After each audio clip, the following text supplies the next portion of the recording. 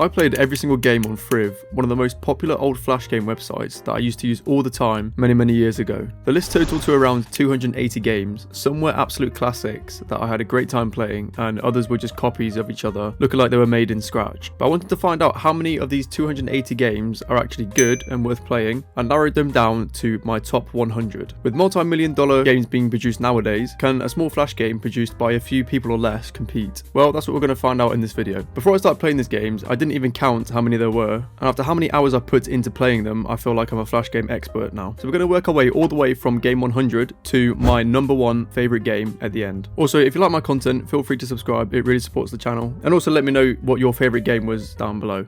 The first game on the list is called Little Wheel, a dark but cute game that follows this robot guy after he is struck by lightning and awakens to go on a journey to restore power to his world of machinery that lost it over 10,000 years ago. As the only functioning robot left, they travel through the abandoned mechanical world trying to restore the city and bring back the other robots to life. The gameplay is based around simple point and click puzzles where you interact with buttons, cranes, trains, elevators and machinery to progress through to each area. The puzzles are fairly easy, but I found that most of the appeal comes from watching the detailed animations and seeing the city slowly reactivate and come back to life. The game's dark silhouette visuals and glowing orange industrial background gives it quite a cool style, while the calm jazz soundtrack in the background creates a very relaxing tone. However, there isn't really much to the gameplay, and I did finish it within 20 minutes, so...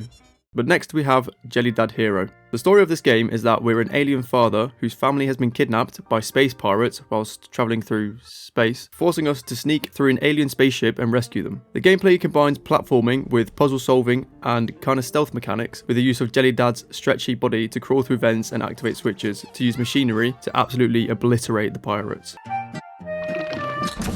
Most of the puzzles in this game are just moving boxes and disabling lasers to be able to collect different items and save the fam, and then eventually reach the exit of the ship. But the colourful style and good animations make it stand out a bit and give a bit of a relaxing, adventurous experience. Next up we have Need Brain 1 and 2. In this game, the city has been taken over by zombies coming out of the sewers. How did they get there? You never find out, but what you have to do is take them down, and you do this by drawing them out using the smell of brains and then taking them down through various creative means, such as shooting them in front of a firing range, making them fall off the map entirely, you name it. Each level gets more complex, and both games follow pretty much the same mechanics and premise, just with different levels. It is an interesting idea and way to play the game compared to other zombie games on Friv, and that's why it's gotten into the top 100. The next game we have is Dump Run. In this game we see this character hiding in a cardboard box on a dump site where a cheeseburger grows legs and explodes, and now he's running away. Yeah, I really don't know what's going on here, but this is kind of a Subway Surfers type game where the player is running and has to dodge obstacles, and then each time one dies you change into a different one, and you can unlock new characters which run further and faster, and basically you need to try and get as far as you can. That is most of the game, but I do like the larger collection of characters, so there is a lot of variety. However, the controls are kind of janky when trying to move around, which can get very frustrating. Next up we have Nutty Mania. I'm guessing this game draws a lot of inspiration from the Ice Age films, because there's a squirrel who wants to collect as many nuts as he can, and it's set in an Ice Age world, and there's also even a mammoth that's launching the squirrel. The achievement names are a bit weird, I'm not gonna lie. My first nut. The puzzles start off fairly simple, but gradually introduce new mechanics that require a bit more thought and planning, and I found myself occasionally having to restart levels after sending the squirrel flying completely in the wrong direction. The cartoon visuals are colourful and charming, with the squirrel's exaggerated reactions adding a lot of personality to the game. The physics feel satisfying to experiment with, and there's usually more than one way to approach the puzzle, making each level enjoyable to figure out. Next is Shapeshifter, where you begin with these three animals that get shocked and turned into the same being that can now shapeshift between each other. This is kind of similar to another game we'll see later on, but in this one there is a heavy elephant, normal agile bunny, and a small mouse, each with different abilities based on their size. This is also another 2D platformer game where you reach the exit in each level to get to the next whilst dodging enemies and obstacles. The style is unique, with it looking like it's been drawn on a piece of paper, which I quite liked, but apart from that there's not really much else to say on the gameplay. Next we have My Angel, another point-and-click puzzle game where you take the role of a guardian angel watching over a young boy as he grows up. Rather than controlling the boy directly, your job is to protect him from all the everyday dangers that appear throughout his life by making sure nothing bad happens to him before he reaches it. And honestly, this guy has like the most unlucky life ever. In each level, you need to observe the scene carefully and interact with different objects in the environment to remove hazards from the boy's path. This could be fixing broken equipment, moving dangerous objects out of the way, or triggering events at exactly the right time time. I found some solutions were fairly obvious, whilst others took a lot more trial and error as I tried to figure out which objects could actually be interacted with. Since the boy continues moving regardless of what you're doing, there's a constant sense of urgency that makes even simple puzzles feel a bit more engaging. There's not really much to say about the style, it's very basic, but I did like the addition of a little devil character in the corner that laughs every time you make a mistake, but did get annoying when I didn't know what to do. Now next up is a pretty small game, but it has an interesting concept, and that is mechanics. You get given a number of cogs that you need to place down in a certain way that will have them all spin without falling. The concept itself of stacking things on top of each other isn't anything new, but the way it's carried out is fun and can be quite challenging at times, and some of the levels literally had me scratching at the head for like 20 minutes.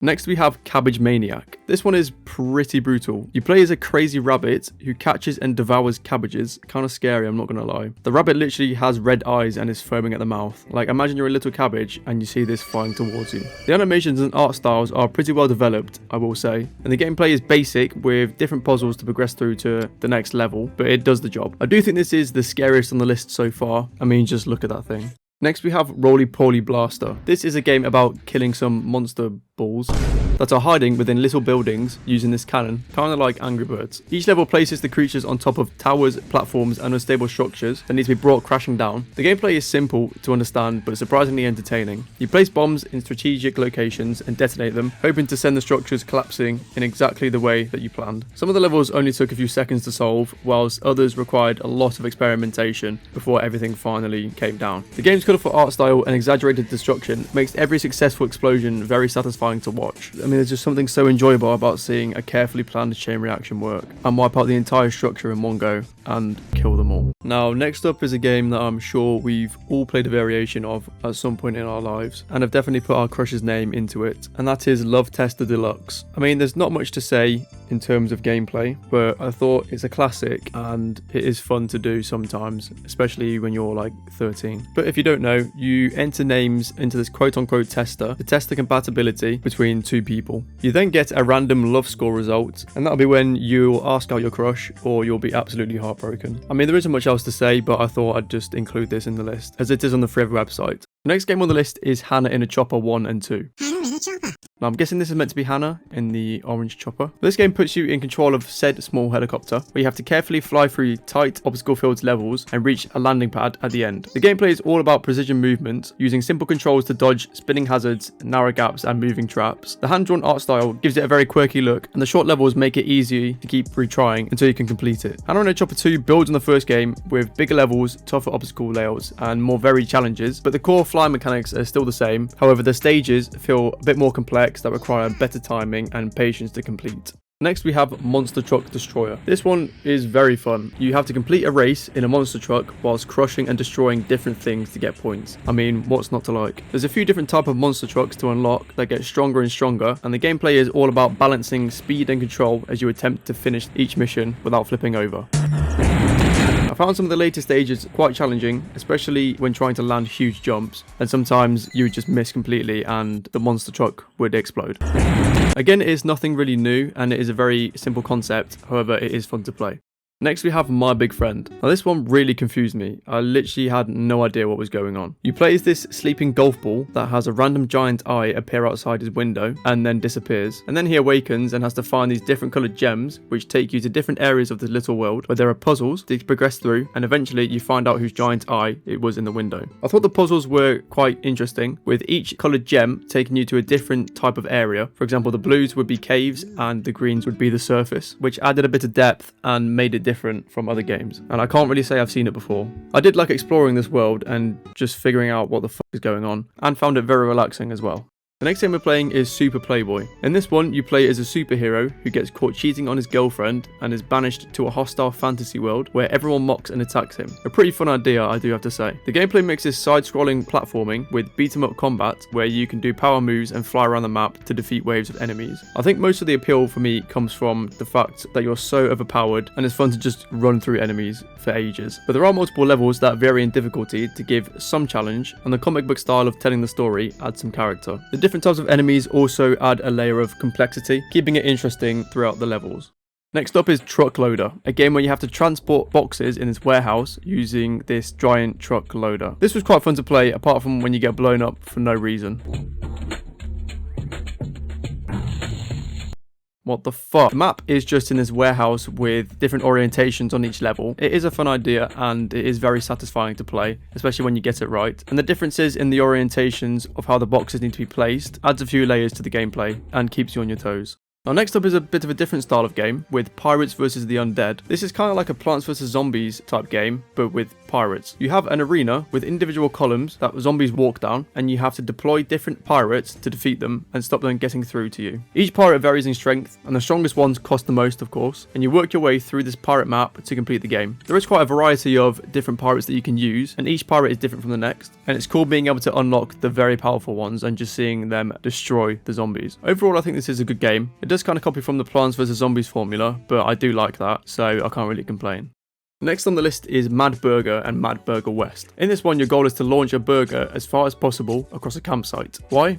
I don't know, but it's fun to do. This game involves mechanics very similar to other launch games, where each attempt earns money that can be spent on better boosts, stronger throws, and longer flights. What I like most is how quickly you start making progress, and seeing the burger bounce through campers and obstacles never really gets old. The Mad Burger West is basically the same game, just in a Wild West setting, with some little changes to gameplay. These are just another see how far you can go kind of game, but I do find them very fun and easy to play.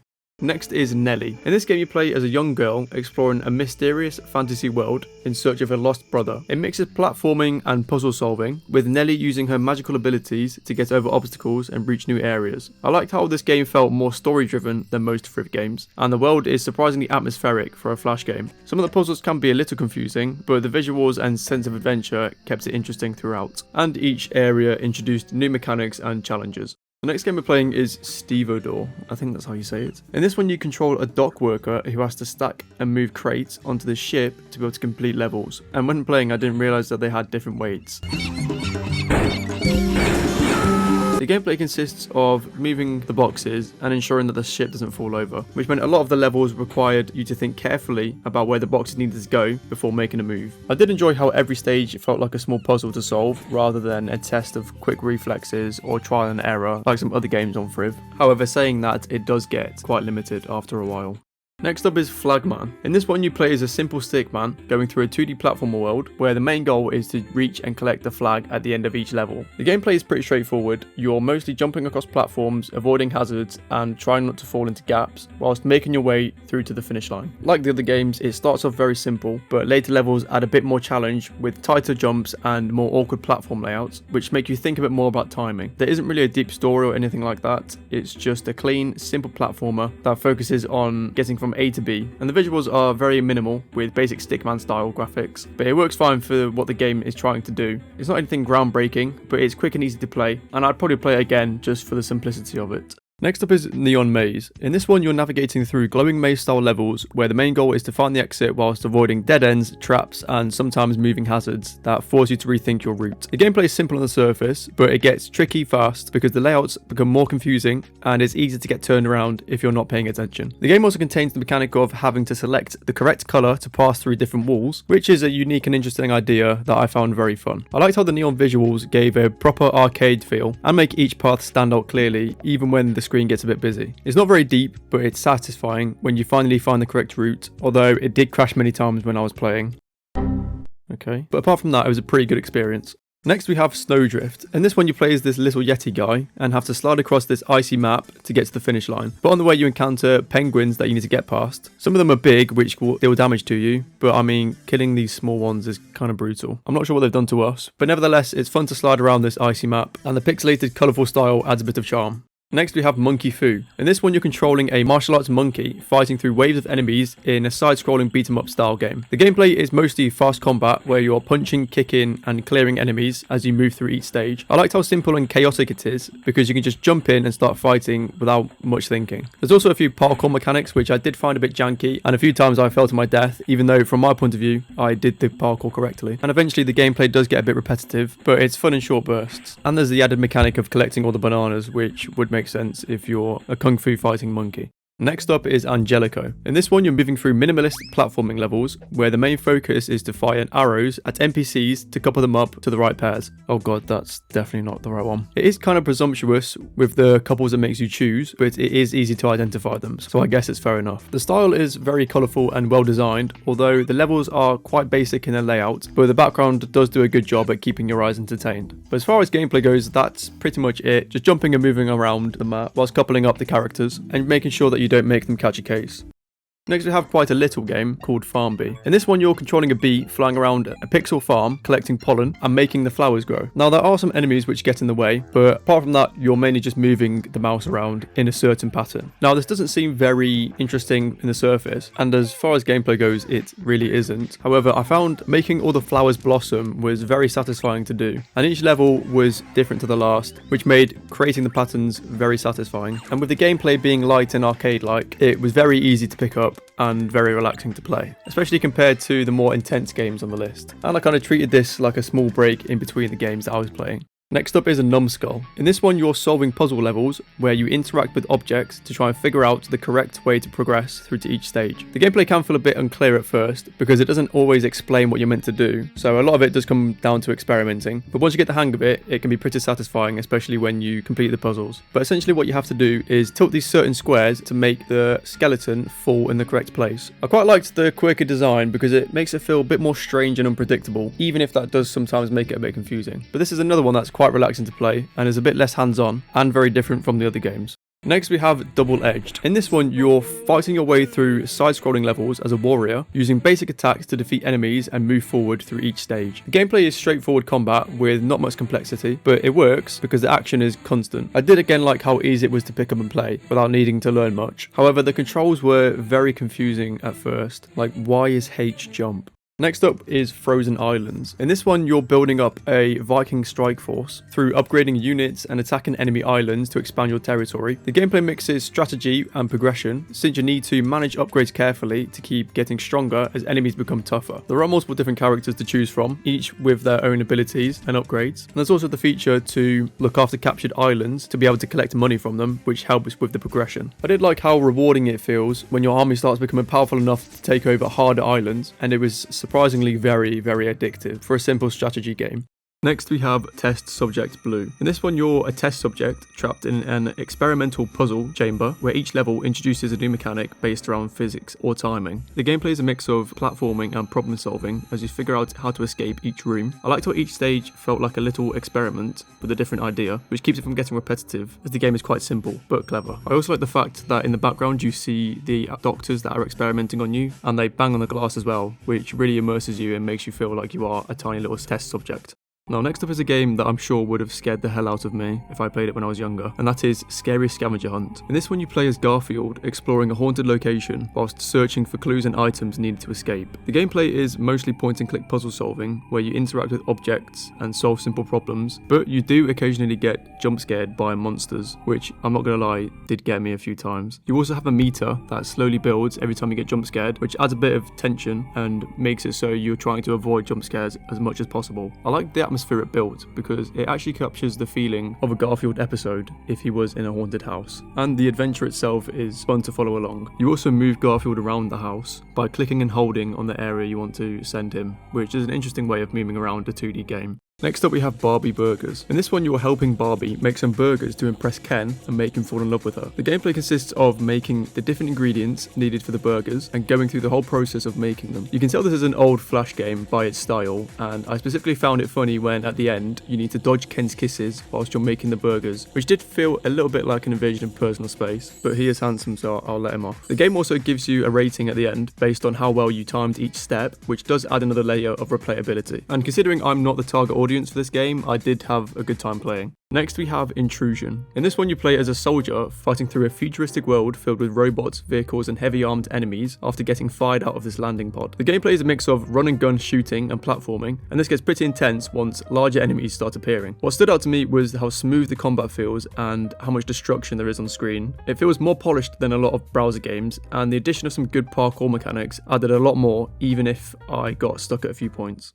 The next game is Big Head Football. I'm sure most of the guys watching this have played this game once in their life, whether it be the Flash game or the mobile game. But in this one, you control a football player with a big head and compete in fast-paced one-on-one matches. The gameplay is simple but surprisingly addictive, with most matches turning into complete chaos when the ball starts bouncing all over the place. There are different power-ups you can get that appear on the pitch and you have to hit them with the ball. And we have famous players such as Wayne Rooney, Mario Bibotelli, Cristiano Ronaldo, and Zoltan Ibrahimovic. This is one of those games where it never really gets old and you can probably play it for ages, especially if you have friends to play it with. Next up is Sci Fighters. In this one you choose between a selection of futuristic characters who you play against and are put onto an arena where an enemy chases you around and you have to win by sabotaging the other players. This can be through flashbanging them, making them slow, or attracting the enemy towards them, and it's a very fun group game to play, even though I had no one to play with. But that didn't stop me from getting angry. Oh my god! Overall I'd say this is great to play, and I think the idea itself is very interesting and very fun. Next up we have Hard Hat Hustle. In this one you play as Gumball and Darwin from the Amazing World of Gumball as they find themselves on a construction site and have to dodge enemies whilst collecting these jelly beans for their sister and also encountering other characters from the show. This is another simple 2D platformer with basic mechanics being to jump and move around whilst moving boxes and avoiding enemies, but I really liked the Amazing World of Gumball growing up, so I had to include it on this list. Now the next game is very simple by design, however I did find it very fun and very satisfying to play. The entire game consists of filling these jugs of water by placing them in the right area and using pipes to guide the water. The animation for the water coming out is so cool to watch, and I'm surprised that such a small game made me very addicted to it. And I think if you were stuck in lesson and you were very bored, this is one of those games where you could easily play it in the corner of your screen without getting noticed. Next we have Awesome Run. Awesome Run puts you in the role of an athlete competing in a very over-the-top race with crazy obstacles on the course. You race against other runners that are all monkeys like you, and you can use things like weapons and power-ups to win. You race around the world competing, and you can also do some underground racing that gets you more money. I did like the customization of your character and the progression style, as you wouldn't really expect it in a game like this. This is a lot more comedic and entertaining than just a normal racing game, and the progression system, as previously mentioned, keeps it replayable. The next game is a pretty interesting and fun one. It's called Celebrity Hunt. And in this one you work as a paparazzi trying to get pictures for your magazine, but to get these you need to stage different events to make the celebrities look like they're doing crazy things. We've got famous people like Harris Pilton, Romana, Todd Hangs. I think this is such an early 2010s Flash game from what I remember playing back in the day, and it's a very funny concept. The gameplay is just pointing and clicking to stage different events to be able to take a picture, but the idea itself carries the game in my opinion. Next up is Me and My Donkey. In this one, you have to take care of a donkey by grooming it, feeding it, and cleaning it to make sure it stays healthy. Although it's not the most exciting gameplay, I thought it was very relaxing, and the countryside setting set a cozy mood. It's not the most memorable game on Friv, but the main thing I liked about it was that all the donkeys you look after are actually real ones in a sanctuary that you can check up on to see how they're doing, which I thought was very wholesome, and I even think some of them are still on the website today, even though the game was made many years ago. Next up is Hall of the Wild, a game based on the Cartoon Network show My Gym Partner's a Monkey, and the game takes place inside Charles Darwin Middle School, a school attended entirely by animals, where you play as Adam Lion and his animal friend. In this game, you need to go around the school collecting different items and dodging various obstacles. The gameplay is quite basic, but the movement feels very fluid and fun, and as far as story goes, there isn't really one, just run about and collect things. I never watched the original show, but I thought the game was very fun to play by just shutting off for a bit and running around the school. Next we have Twee, where you play as this little bear in a Mario-style 2D platformer. And when I say Mario-style, this is basically Mario, but with a bear. You have these little blocks which will give you random power-ups, you have different enemies that you jump on to kill, and even the world itself and the style kind of looks like Mario. The obstacles are just enemies, spikes, and falls, so there's not much else to say about that, but I thought it was a cute idea and kind of gave me a bit of a nostalgic feel. Next up is Sarah's Red Velvet Cake. In this one, you're following Sarah's instruction to bake a red velvet cake by preparing ingredients and completing cooking mini-games. This is very similar to Barbie's Burger, but now with a cake, and without Ken trying to kiss you every 5 seconds. The gameplay is mostly about following steps in the correct order, which makes it feel more like an interactive recipe than a traditional game. I did find it very relaxing, but not something I'd personally spend too much time on, as again, I'm not really the target audience as a 21-year-old man. But I still had a good time, and I found getting the results of the cake in the end quite satisfying. Next up is Parking Mania. In this one, you're driving different vehicles into tight parking spaces without crashing into anything. Doesn't sound very complex, but trust me, it can get very stressful. As someone who struggles with parking in real life, this did give me a bit of PTSD, but fun nevertheless. The levels do get progressively harder and harder, with some spots being very awkward to reach. However, when you do eventually get it perfect, it's so satisfying. And despite my parking ability in real life, I actually was quite good at this game, I do have to say. Next we have Zuma. I'm pretty sure I've seen this one on a TikTok or an Instagram reel before, but you have to control a stone frog that shoots coloured balls at a moving chain of other coloured balls before they reach the end of the track. The gameplay is all about quick thinking and matching colours to clear the chain as fast as possible. It's one of those games that's really easy to understand but quite difficult to start playing once you start. And although you may think you know what you're doing, you can get caught quite quickly, and when there's so many colours on the screen, it can feel quite tense. I do think this is one of the more popular games on the list, but I've actually never played it, but you can let me know down below if you've seen it before. The next game is Haunt the House. In this one, you play as a ghost trying to scare people out of a building by possessing furniture and making strange things happen around them. The gameplay is very simple but really creative because the more scared people become, the more dramatic your hauntings get. I love the concept, and it never stopped being funny watching people panic and run away. Although I did have this glitch where whenever someone would open or close a door, it would play the sound very, very loudly. Next up is Battle Masters. In this one, you choose a fantasy warrior and battle opponents in basically a game of rock, paper, scissors, but on steroids. You choose rock, paper, or scissors, and then depending on what the opponent chooses, you get to deal damage to them in very well animated attacks. There are multiple different characters to choose from, which I liked and added a lot of variety, but some of the animations look like they deal the finishing blow, however, only do a small amount of damage. You get given a certain amount of points at the beginning, which you can use to get different attacks and different power-ups, such as giving yourself more shield or freezing the opponent. I did play this against an AI, which I think is obviously less fun than playing against a real person, as also when you're doing rock, paper, scissors, it's just based on random chance with the AI.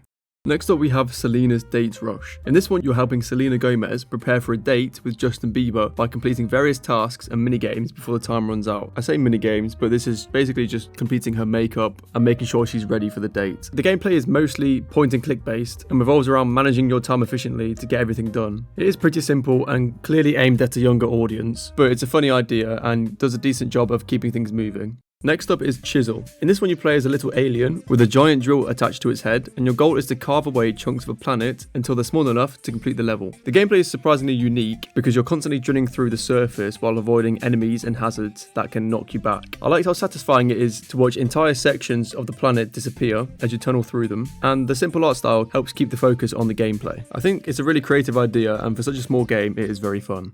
Next up is Lemon Break. In this one, you play as Finn from Adventure Time, and whoa, what is he doing? The gameplay is quite basic, with the main concept being to navigate this lemon prison and free these weird looking lemon guys and collect as many lemons on the way. God, how many times am I going to say lemon? There are a few enemies and obstacles you face, but it's not really anything you haven't seen before in other platformer games. But hey, it's Adventure Time, so. Next we have Flipside. In this one, you control a little motorbike that has the ability to drive upside down, and you race against other players around this 2D map. What makes it different from other motorbike racing games is the fact that the bike you're using can drive on multiple different planes. However, this does get a bit confusing at times when the gravity changes whilst you're riding and you end up pressing the wrong button. But the ability to jump around and avoid obstacles is a cool addition and keeps it interesting rather than it just being a simple race. The next game we're playing is Rubble Trouble New York. In this one, you're tasked with demolishing buildings using explosives and construction equipment while making sure everything collapses in the right way. The gameplay is essentially a physics puzzle game where every explosive placement matters. I did find it very satisfying watching buildings crumble exactly as planned, although some levels took a few attempts to get it right. It's got a very cute style to it as well, and while the concept is simple, the game does a good job of gradually increasing the complexity of each level, with later stages requiring a lot more planning as buildings become larger and objectives become more specific.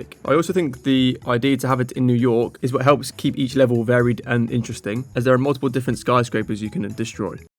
Next we have Parasite. In this one, you play as a small alien that crash lands on a strange planet, and on its own, the parasite is fairly weak and vulnerable, but it has one very useful ability. It can take control of other creatures and use their powers to survive. The gameplay revolves around possessing different animals and using their unique abilities to overcome obstacles and reach the end of each level. Some creatures can fly, others can break through barriers, and some are able to jump much higher than the parasite itself. And figuring out which host you need in different scenarios is the key to progressing through the game. Parasite has a distinctive pixel art style, like a few games we've seen on the list, and this does help give it a lot of personality. And the alien environments are very colourful and detailed, while the animations make each creature feel unique, and the soundtrack helps create a mysterious atmosphere that fits the strange world perfectly.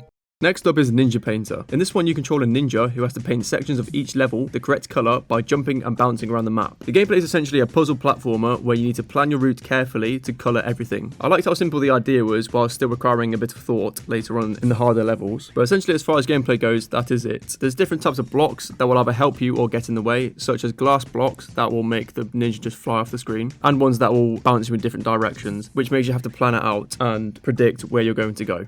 Next on the list is Sarah's Super Spa. In this one you're running a spa by serving customers and making sure they receive the treatments they've asked for. This can be pampering them, letting them go on the sunbed, and you get to upgrade your spa at the end of each day from the money that you've earned. It is a classic time management game where things start off manageable before becoming increasingly hectic as more customers arrive. And I found it surprisingly stressful trying to keep everyone happy, but that's also what makes the game quite addictive, especially as you begin to upgrade things. Next on the list is My Roller Coaster. This is another one that's quite simple but very fun. In this one you're building roller coaster tracks to guide a cart safely through each level whilst collecting passengers and coins. The gameplay is part puzzle and part timing because you need to make sure the tracks actually work before the cart crashes. And there's different type of tracks that you can use, such as ramps and slides, which adds variety. I did find it very fun just drawing whatever tracks I'd like.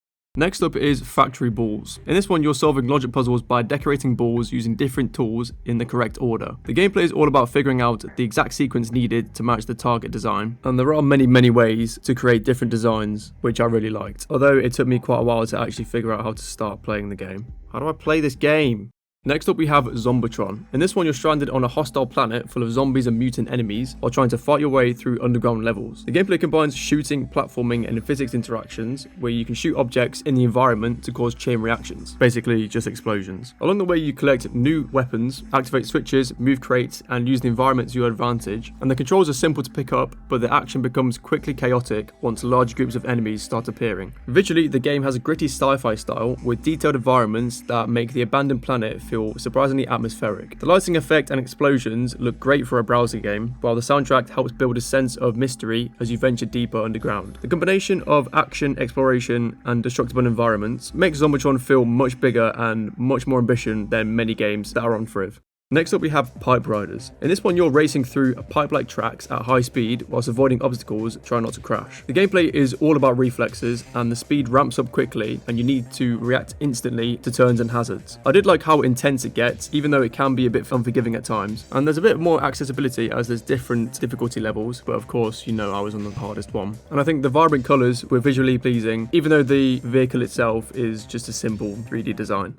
The next game on the list is The Three Pandas, which follows three panda brothers, Slim, Big and Small, who constantly get kidnapped or trapped and must use their unique abilities to escape situations and find their way home. There are multiple games, and in the first game, the pandas are captured by pirates and must escape a ship and survive a jungle island with a hostile tribe on it. This is done through point and click puzzles, which is the main mechanic of the game, and each panda has their own unique abilities. Big Panda can lift and stack the others, Small Panda can be thrown into hard to reach areas, and Slim can swing or hold onto objects. The sequels expand on the journey into new settings and countries like Brazil and Japan, but keep the same core mechanics as the first game. The world feels diverse and lived in each game, and the gameplay, although simple, is easy to enjoy.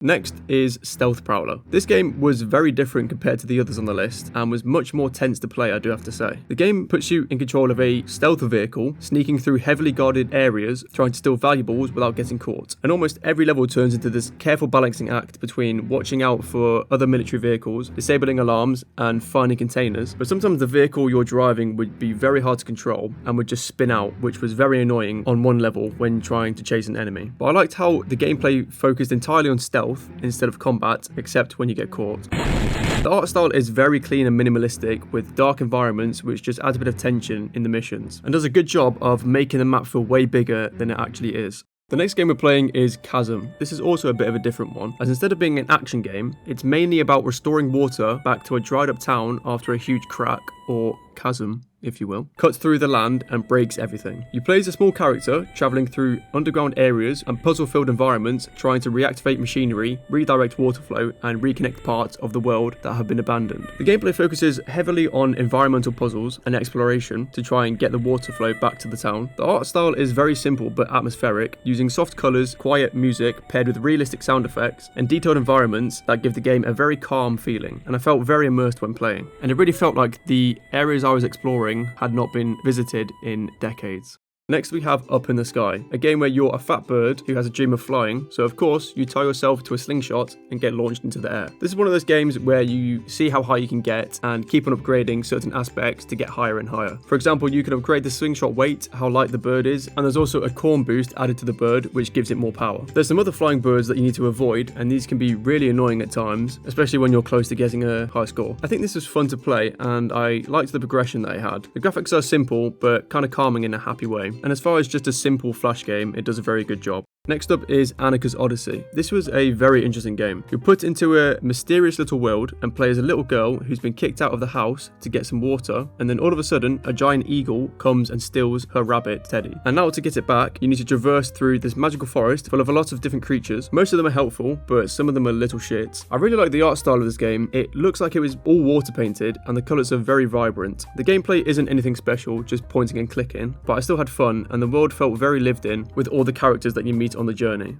Next up is a golf game with Mini Putt 3. I don't know what happened to Mini Putt 1 and 2 because this is the only one that's on there, but we'll forget about them. This one also has a dinosaur in the menu, but we never see it in game because it's just playing golf, which is kind of weird. This one is very fun to play though, and I was doing really well until one of the holes messed me up completely. The ways of controlling the ball aren't anything unique and have been seen in many other golf games, but they work, so I'm not going to complain. The actual golf course is pretty simple, but there's a lot of different holes with varying obstacles to keep it interesting, and I definitely think this one would be good to play with more people. Next up is another quite unique game called Strike Force Kitty, Strike Force Kitty 2, and Strike Force Kitty Last Stand. In this, you control a team of cats on a mission to rescue their princess, running through levels filled with enemy animals and collecting all kinds of costumes and weapons that make you stronger. Every outfit gives you different stats and abilities, so half the fun is experimenting with new combinations to see what works. The cats automatically run, so the challenge is when it comes to parkouring fighting, which is good because that means you can focus purely on that. The second game is a little bit different, but it still has the same concept, this time with a new upgrade system and costumes that resemble a lot of pop culture, which is fun to see. Then the third game is all about defending a tower, using the same mechanics as the previous games, and this one still works very well. And overall, I think every game in the franchise is worth a play. Now this next game I think is so cool and I had an amazing time playing, and that is Arcane Weapons. In this one you fight against giant robots using cool powers that can be upgraded to be even cooler. You start off fighting small robots and you're not strong at all, and then you turn into an overpowered pretty much god and you fight robots that are so big you can only see their hand. The animations are great and the art style is very polished, with the character just being a shadow, but the robots and powers themselves are very detailed and well animated and just look great. Next is Xenos, a fast-paced action platformer set in a futuristic world where a powerful new energy source has fallen into the wrong hands. You play as Asteris, a pilot equipped with an advanced battlesuit powered by Xenos energy, who is sent to stop an evil scientist from using an army of robots to take over the world. Your mission is to fight through heavily defended facilities and destroy the Xenos generators powering the operation. The gameplay is a mix of platforming and hack-and-slash combat, although you spend most of your time flying around levels rather than running on the ground. Each stage tasks you with clearing out waves of enemy robots, destroying generators, and taking on increasingly difficult bosses. As you progress, you unlock new weapons with their own unique abilities, which you can switch between, allowing you to change your playstyle depending on the situation. I found the combat amazing in this game, and the fast movements and satisfying melee attacks make it very addictive. Later levels do become pretty chaotic, with giant lasers and huge groups of enemies all appearing at once. Some of the boss fights were also tougher than I expected, and required a lot more movement and timing than regular levels. Visually, the game has a sleek sci-fi style, with glowing weapons and a mechanical environment, accompanied by very smooth animation which make every battle feel impactful. Xenos feels surprisingly ambitious and delivers a much larger experience than you might initially expect, especially for a flash game. Next up is Cactus McCoy, an action platformer that follows a treasure hunter named McCoy after he accidentally triggers an ancient curse while searching for a legendary emerald. The curse transforms him into a walking cactus, and with only a few days left before he turns into stone, McCoy sets out on a journey across the Wild West to return the emerald and break the curse. The gameplay consists of platforming, exploration, and beat-em-up combat as you fight your way through deserts, caves, and abandoned ruins filled with bandits and creatures. One of the game's most interesting mechanics is its huge variety of weapons, allowing you to pick up mostly anything you find and use it in combat. And each weapon has its own strengths and special attacks, which keeps the combat feeling fresh throughout the adventure. The levels also encourage exploration by hiding treasure chests, collectibles, and secret areas that reward you for taking the time to look around rather than simply rushing to the exit. And visually, it has a colourful art style that fits the light-hearted Wild West setting perfectly. McCoy's character design is memorable, the enemy animations are full of personality, and the environments do a great job of making each stage feel distinct. Next we have Electric Man. In this one you control a stickman fighter competing in a futuristic combat tournament against waves of enemies. The gameplay is all about hand-to-hand combat with punches, kicks, grabs and slow motion attacks that make every fight feel much more satisfying than you would expect. I honestly think this is one of the best stickman fighting games from this era because the combat feels so smooth and all the attacks are very well designed. However, I do have to say in terms of gameplay it is quite flat as you do just use the same attacks to fight enemies. The next game we're playing is the Cobblepot Caper. This one is a Batman game and takes place in Gotham City, and you have to fight Penguin's enemies to eventually get to him. This is another side-scroller game, but feels a lot bigger than most of the other games we played so far. The fighting and movement feels very smooth, and the animations look great. The enemies are also quite varied, from normal walking guys to ones on motorbikes and bosses. I really like the style as well. The detail is sophisticated, and I think it looks exactly like the cartoon, which is always going to be a bonus. And this is another one that I used to play all the time when I was younger, because I absolutely loved anything Batman. Next we have Potty Racers. In this one, you're launching a makeshift toilet vehicle off ramps and trying to travel as far as possible while upgrading your setup between runs. I liked how ridiculous the whole idea is because it makes every attempt feel funny even when you fail. And what can I say, the constant progressive games just do something for my little monkey brain. The next up is Cover Orange. Now this is one that I actually played on my phone ages and ages ago and was very surprised to see it on Friv. But in this one you're protecting these little orange guys from deadly rain by placing objects in the right position to shield them. The gameplay is a physics puzzle where timing and placement matter a lot because everything reacts when you drop objects into the level. I did like how creative the solutions can get and how rewarding it is when the oranges actually survive perfectly. Emphasis on the when they survive. This was a trip down memory lane and unlocked a memory for me that I didn't even realise I had. Next we have Wheelie, another point-and-click puzzle game that follows a small red car after he falls in love at first sight with another car he spots in a showroom. Determined to find her again, Wheelie sets off on a journey that quickly turns into a series of unexpected adventure which we join him on. The gameplay revolves around interacting with the environment to help Wheelie safely reach the exit in each level. You need to click on switches, move platforms and activate machinery to figure out the correct sequences of action to clear the path forward. The story itself is quite basic, but it creates a lovable character and one that I think is most popular on Friv. There's not much else to say about the gameplay really, and it is the same as a few games we've seen on the list so far. But the colourful cartoon visuals and expressive animations give Wheelie plenty of personality despite him not saying a single word. And each level feels unique thanks to the variety of locations and situations. The next game we're playing is Ragdoll Achievement. In this one, your goal is basically to injure a ragdoll character as much as possible in order to complete various objectives and unlock new items to hurt him even further. Yeah, this is a very brutal one, but surprisingly not unique for the time. I do remember playing quite a few games like this where your whole objective is to just hurt the character as much as possible, which now that I think about it, for kids is probably not the best thing. But the whole game is built around physics and experimentation, encouraging you to find increasingly ridiculous ways to cause damage. It is quite stupid, but in a way that's hard not to enjoy. And the variety of weapons that you can use makes it fun to discover new ways of causing pain. Next up is Portal, the Flash version. In this one, you're essentially playing a Flash recreation of Portal, complete with the famous portal gun and puzzle-based test chambers. The game revolves around creating portals to move around levels, avoiding hazards, and reach otherwise inaccessible areas. It does a surprisingly good job of capturing the core mechanics of the original game, considering there's only so much you can do on the 2D plane. And I'd definitely say this is one of the better puzzle games on Friv. Next we have Bob the Robber. In this one you're sneaking through buildings, stealing valuables while avoiding guards, cameras and traps as you control this robber called Bob. The gameplay is all about stealth and timing because getting spotted usually resets the level entirely. However, there are different areas to hide, mainly in the shadows, but there are various ways to get around enemies. I did like how tense it gets when you're just barely slipping past security systems, and in terms of stealth games, I'd definitely say this is the best one. Next we have Snail Bob. This is a puzzle platformer that follows a cheerful little snail whose peaceful life is interrupted when a construction crew destroys his home. With nowhere else to go, Bob sets off on an unexpected journey through a series of dangerous environments in search of a new place to live. The game revolves around guiding Bob safely through each level by interacting with the environment rather than controlling him directly. Since Bob constantly moves forward on his own, your job is to activate switches, disable traps, and change his direction at the right moment to help him reach the exit. You can also speed Bob up or slow him down depending on the situation, which becomes increasingly important as the puzzles become more complex. I like how each level introduces its own unique themes and obstacles and slowly adds new mechanics as the game goes on. The combination of simple controls, clever puzzles, and Bob's charming character makes it easy to understand why Snail Bob has become one of the most memorable games on Friv. Next we have Red Bull. In this one, you're a Red Bull, rolling and jumping through side-scrolling levels while avoiding enemies and obstacles. The gameplay is very physics-based and focuses on momentum and timing. I liked how smooth and simple it feels while still being challenging at points. Now this is another one I used to play all the time back in lesson, don't tell my teacher. And I remember it being very easy to hide as it only uses the arrow keys. So for any students out there who are trying to play some games without getting caught, I definitely recommend this one.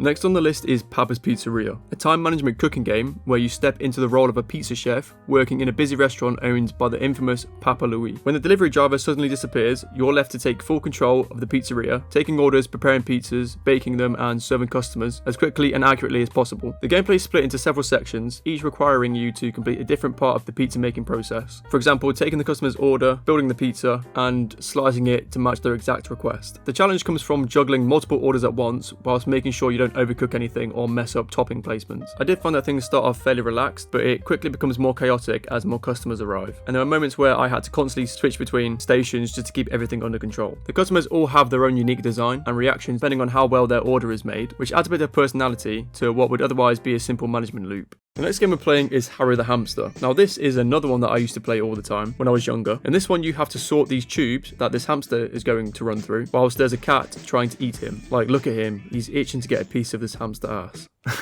Oh my god. Each level has new obstacles and types of tubes added, which keeps it interesting and overall I think is a very fun concept. Then we have the second game of the franchise. This sequel expands on the original game with a new world to explore, and you control Harry yourself now and have to collect items around new locations. You have countries like Wales, France, places in Africa, and you need to make your way around and dodge enemies to get to new places. Overall, I think these two games are very good. I may be a bit biased as back in the day these are probably the games I played the most, but I do still think objectively they're good. Next up is Moto X3M. In this one, you're riding a motocross bike through obstacle-filled courses with ramps, explosions, and traps. The gameplay is all about speed, timing flips, and making it to the end without crashing. I really liked how fast and chaotic it gets because every level feels like a stunt challenge. And this is easily the best Friv racing game, and I'm not surprised it got 3 more games after the first one.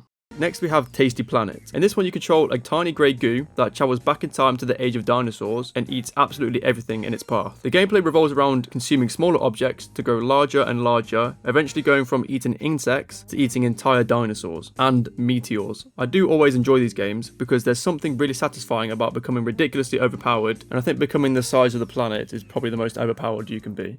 Now next is a game that started off very small but became very, very popular, and that is Balloons. In this one you play as a monkey throwing darts at balloons spread across different puzzle-like levels. The gameplay is all about aiming your shots carefully and using the limited number of darts you're giving to pop every balloon on the screen. The game starts off with simple darts but then slowly introduces new types of darts and new types of balloons, which made it very fun to progress through the levels. I can definitely see why this game became so popular because it's easy to understand and very entertaining, and of course it went on to become Balloons TD Battles and the Balloons TD franchise. Next we have Ben 10 Savage Pursuit. This is an action platformer based on the cartoon series Ben 10, and the game follows Ben on a mission to stop the villainous Dr. Amino, who has unleashed mutated creatures across a dangerous landscape. Using the power of the Omnitrix, Ben has to transform into different aliens to battle enemies and overcome obstacles. The game focuses on switching between alien transformations, each with their own abilities suited for combat or platforming. Some forms are stronger in close range fights, while others can move faster, jump higher, or access hard to reach areas. As you progress through levels, you need to constantly adapt your strategy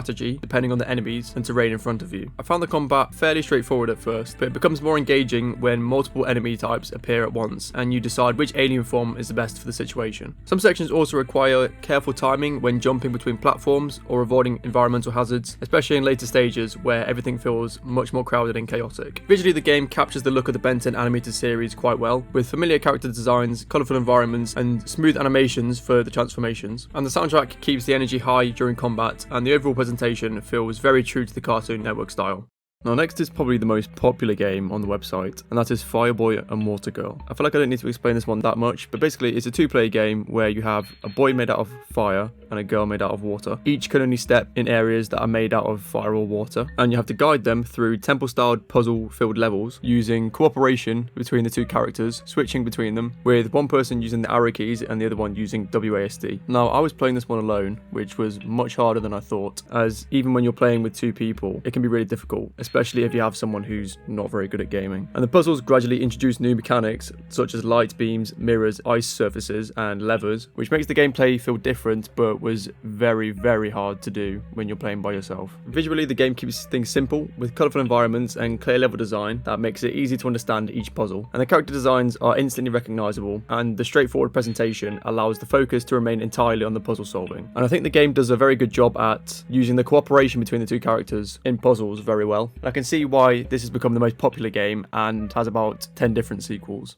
Next up we have Power Pamplona. Pamplona? Yeah. In this one, you're running through various different streets throughout the world, being chased by different characters. At first, you have a bull, and then you have a German lady. You also have a British policeman. The animations and movement look very smooth, and all of the levels are designed very, very well and contain interesting little details that make it feel very lived in. The gameplay is all about dodging obstacles and jumping over hazards, and you have to react quickly to avoid getting trampled. It gets pretty chaotic once the speed starts increasing, and I found myself laughing quite a few times after getting completely wiped out, especially by the bulls. However, I have played this one before, and I was amazing at it, so I did very well when playing again. Next up is Fancy Pants Adventure. This is a fast-paced platformer that follows a stick figure known simply as Fancy Pants Man. What starts as a simple rescue mission turns into a huge adventure across colourful worlds filled with enemies, hidden areas, and challenging platforming sections. The gameplay is heavily focused on momentum and movement. Unlike most popular platformers, the controls feel incredibly fluid, making it easy to build up speed and maintain your momentum while jumping between platforms and avoiding enemies. Along the way, you collect squiggles scattered throughout levels and occasionally take part in unique set pieces and boss encounters. This game also encourages exploration because it hides collectibles and alternative routes in places that reward players who take time to experiment with the movement system. And visually, the game stands out due to its hand-drawn art style and smooth animations that give every moment a sense of speed and personality. The simple notebook-inspired environments allow the fluid gameplay to take center stage, and even years after its release, Fancy Pants still feels like an incredibly polished game and stands out as one of the most memorable platformers to appear on Friv.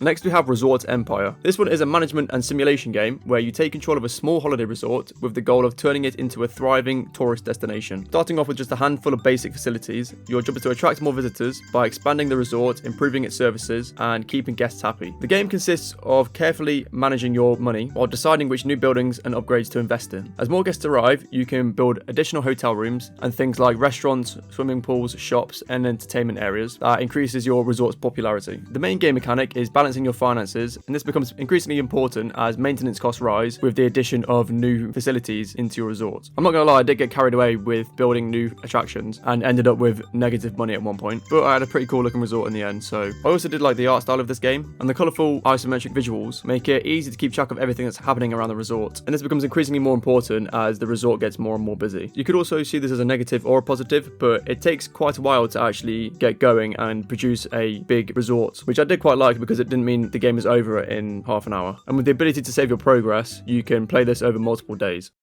And finally, we have the famous Raft Wars games. I used to abuse these games back in school when I had a computer lesson, and I got a lot of nostalgia revisiting them. Raft Wars 1 follows Simon and his brother after they discover buried treasure on a beach, which immediately attracts pirates, Vikings, and thugs, and even their own neighbours and family who all try to steal it, leading to a turn-based physics shooting game where you aim household objects like tennis balls and grenades to knock over enemies into the water or reduce their health across increasingly difficult levels. Then Raft Wars 2 continues the story, with the same brothers returning to find that their treasure has now been buried beneath a water park, so they must fight through lifeguards and other visitors with the use of upgraded weapons and raft gear, and this one has more complex level design and trickier shots that require better aiming and strategy. The style is nothing special and is very simple, but this game will always have a place in my heart, and I'm trying to stay unbiased, but even from an objective point of view, I still think these games are so fun to play and will remain as one of the classics in the Flash game world. And with that is all my top 100 games on Friv. This video ended up being way longer than I expected, but I had a great time playing all of these games and revisiting ones that I hadn't seen in years. Let me know down below if there's any that I missed that you were hoping would be on the list, and also if you'd like to see a part 2 on the next 100 games, as there are 280 games in total on the website, then comment down below.